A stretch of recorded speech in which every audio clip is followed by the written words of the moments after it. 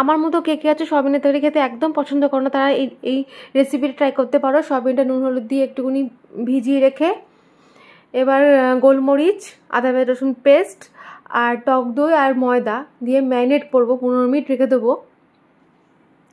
তারপরে একটা কাঁচের বোল নেবে, তার মধ্যে tomato sauce, soya sauce, chilli sauce দিয়ে একসাথে ব্লেন্ড করে নেবে। তাই কড়াতে সাদা তেল দিয়ে এবার ম্যারিনেট করা যে সোয়াবিনগুলো 15 মিনিট ধরে রেখে দিচ্ছ সেগুলো দিয়ে দেবে, ভেজে নেবে, ডিপল করে নেবে।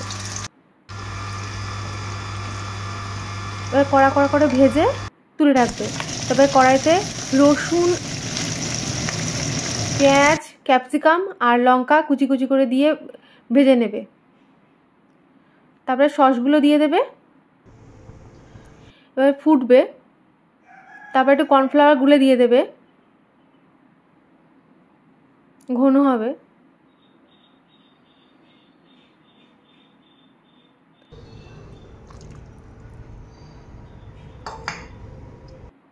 তারপরে ভেজে রাখা যে সয়াবিনগুলো দিয়ে দেবে, দিয়ে একটুখানি ফুটলেই হয়ে যাবে। তো কেমন হলো বলো আমাকে।